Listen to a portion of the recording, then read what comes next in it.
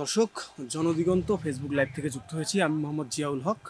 আজকে আপনাদেরকে জানাবো কুড়িগ্রাম থেকে সরাসরি যে ওয়েদার আপডেট।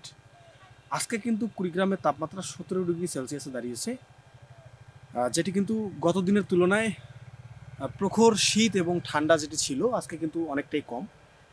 আজকে হচ্ছে কুড়িগ্রামে কুয়াশার পরিমাণও অনেক কমে দাঁড়িয়েছে, যার ফলে যে সাধারণ মানুষের জীবনযাত্রার মান, যে কাজের কর্মব্যস্ততা আজকে কিন্তু সকাল থেকে শুরু হয়ে গেছে। তাপমাত্রা 17 ডিগ্রি সেলসিয়াস হলেও আজকে কিন্তু প্রবল বাতাস এবং স্নোফল হচ্ছে, অর্থাৎ কুয়াশা পড়ছে পুরা বৃষ্টির মতো, যার কারণে এই যে ঠান্ডার যে ব্যাপারটি সেটি কিন্তু তীব্র রয়েছে।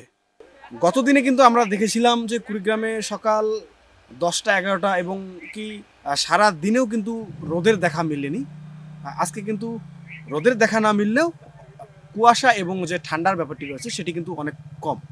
সেই সাথে অভাবগ্রস্ত যে মানুষরা রয়েছেন তারাও কিন্তু প্রচুর পরিমাণে তীব্র কুয়াশার কারণে সেই ভোগান্তিটা কিন্তু রয়ে গেছে।